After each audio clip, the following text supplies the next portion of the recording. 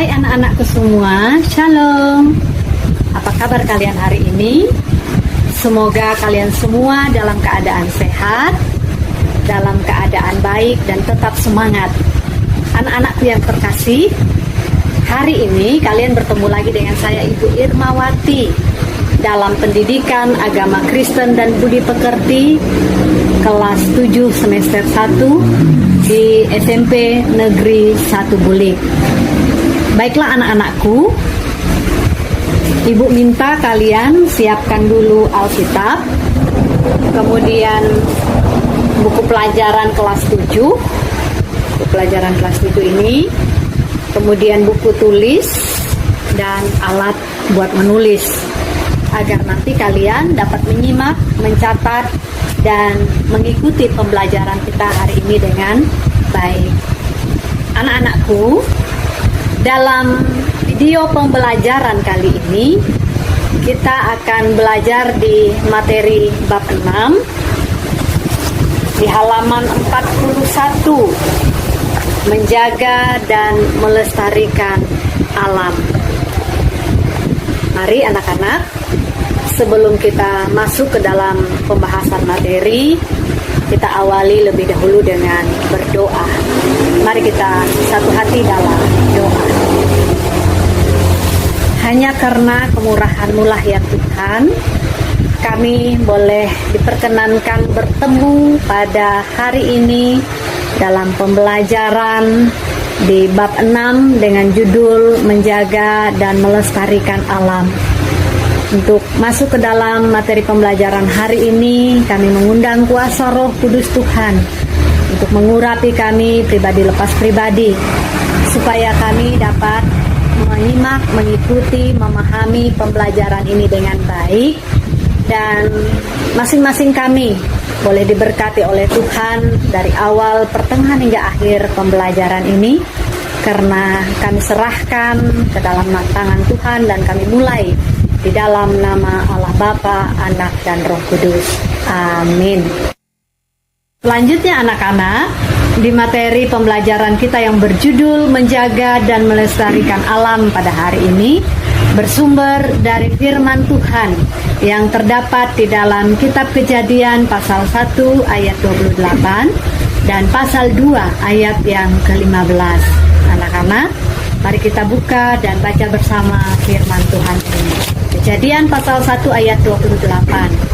Allah memberkati mereka, lalu Allah berfirman kepada mereka, beranak cuculah dan bertambah banyak, penuhilah bumi dan taklukkanlah itu, berkuasalah atas ikan-ikan di laut dan burung-burung di udara, dan atas segala binatang yang merayap di bumi. Kejadian pasal 2 ayat 15. Tuhan Allah mengambil manusia itu dan menempatkannya dalam Taman Eden untuk mengusahakan dan memelihara taman itu. Amin.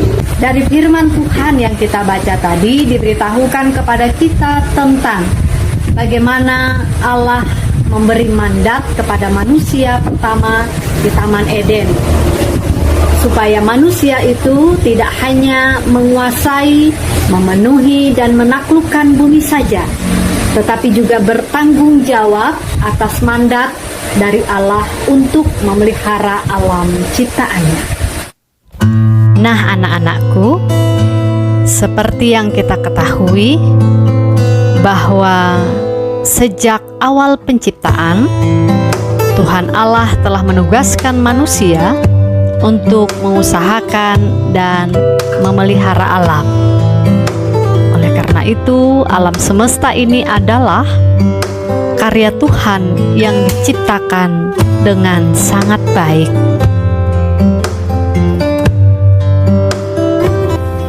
Tujuan alam semesta diciptakan oleh Tuhan adalah yang pertama, untuk dapat difungsikan oleh manusia dalam kehidupannya. Yang kedua, dapat dikelola dan dibudidayakan, bahkan dimanfaatkan oleh manusia dalam kehidupan setiap hari. Dan yang ketiga, sebagai fasilitas bagi manusia untuk mengenal dan mendekatkan diri pada Sang Pencipta.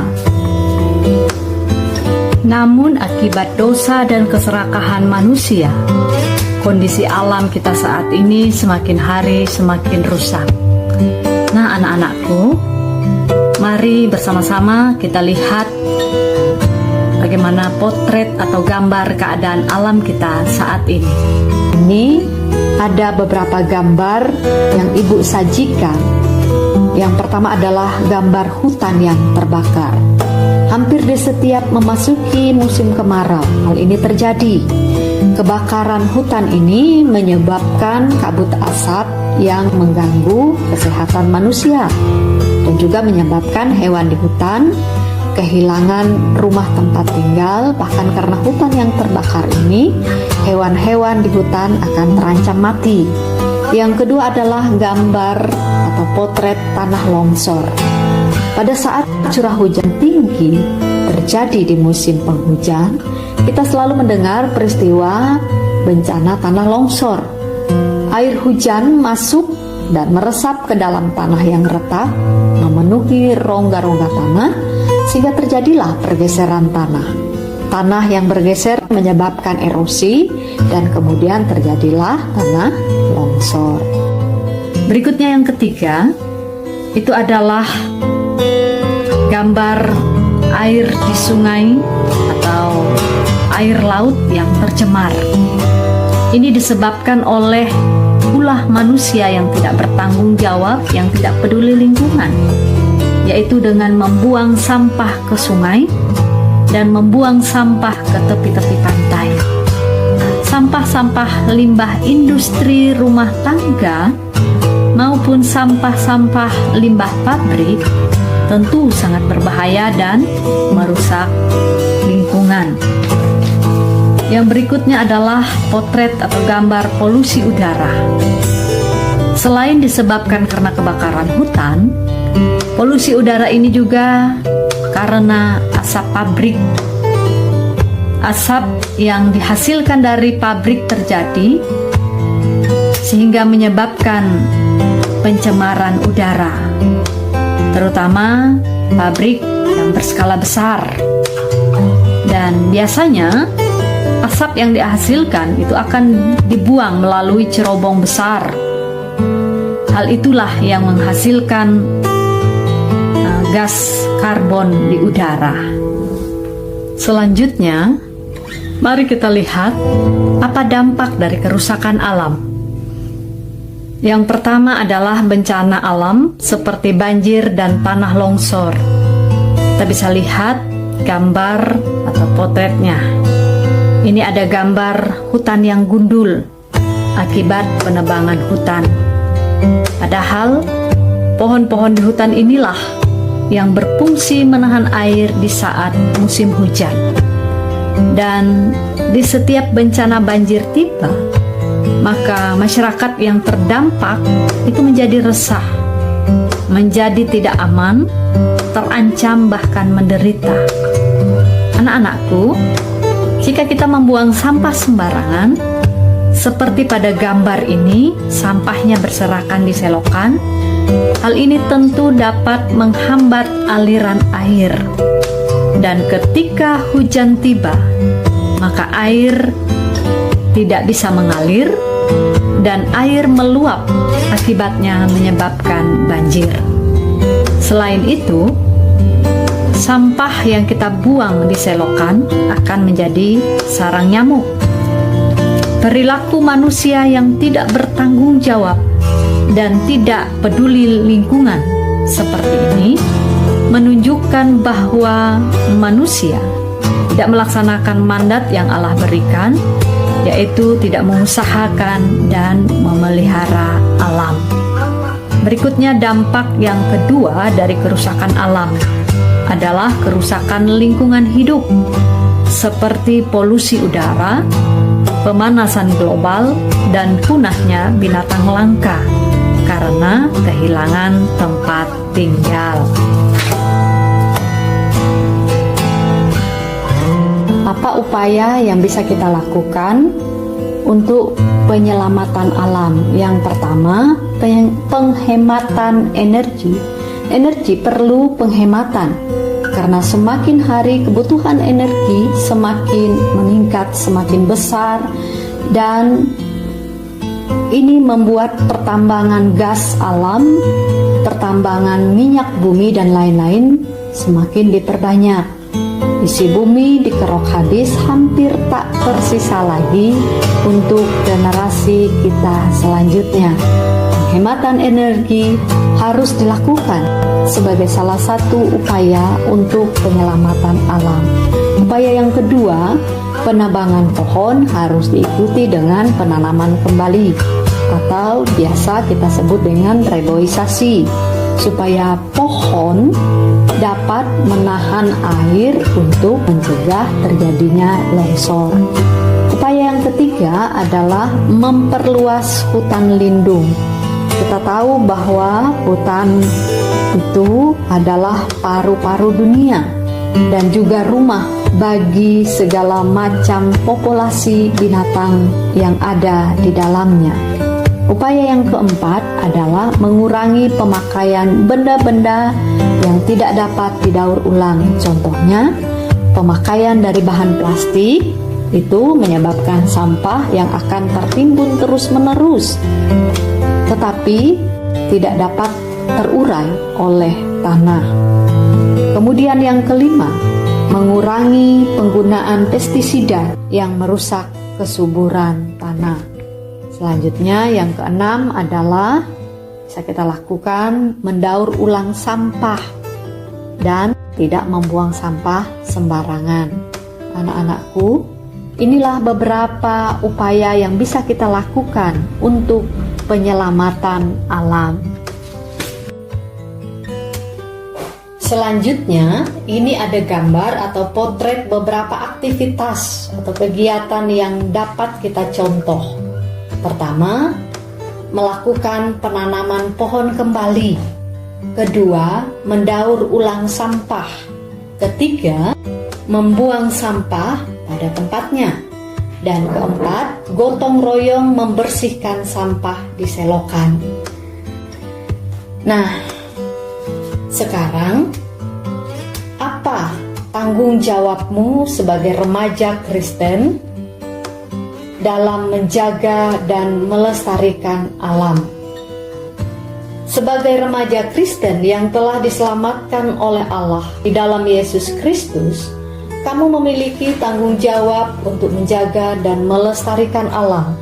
Tugas yang telah diberikan Allah kepada manusia pertama, yaitu Adam di Taman Eden, kemudian di zaman Nuh, itu menjadi tanggung jawab semua kita orang beriman.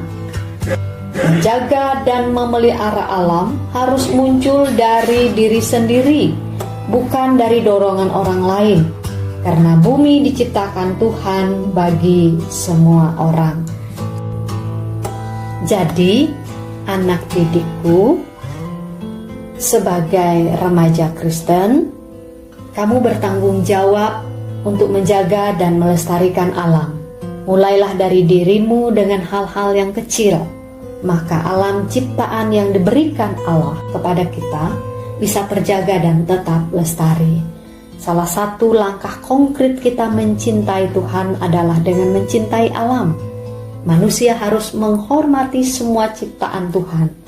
Nah, ketika alam ini rusak dan hancur, artinya manusia itu tidak mengasihi Tuhan, sebab terlihat dari tindakannya yang memperlakukan alam ini dengan tidak semestinya.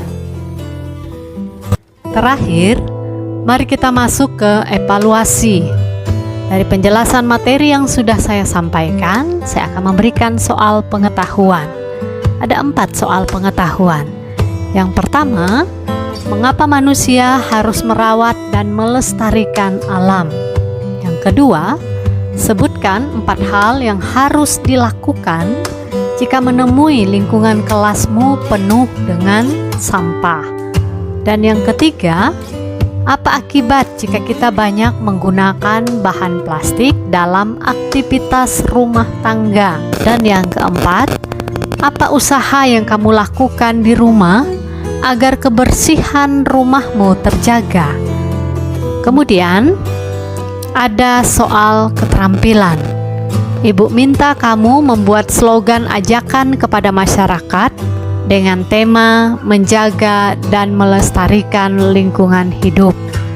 Tugas kamu ini silakan dikerjakan dalam waktu 1 minggu.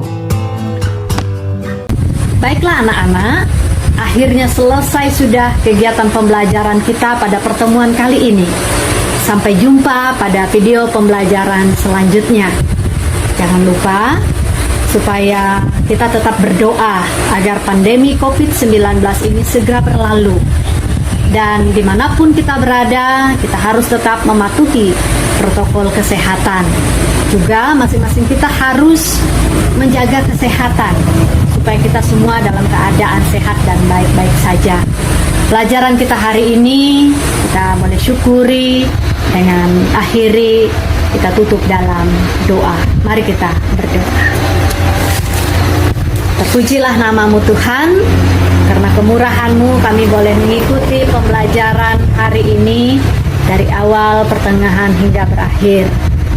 Biarlah dengan pemahaman, pengertian, dan pengetahuan yang kami peroleh hari ini, Tuhan berkati supaya kami dapat melakukannya dalam kehidupan kami setiap hari sebagai remaja Kristen untuk tetap ikut ambil bagian menjaga dan melestarikan alam seperti apa yang Tuhan perintahkan kepada kami. Terpujilah nama-Mu, kami serahkan kehidupan kami selanjutnya kepada Tuhan, dan kami tetap senantiasa berdoa mengucap syukur di dalam nama Yesus. Amin. Oke, tetap rajin belajar di rumah ya anak-anak. Tetap semangat dan tetap selalu bersuka cita. Tuhan Yesus memberkati kita semua. Sampai jumpa. Terima kasih dan shalom.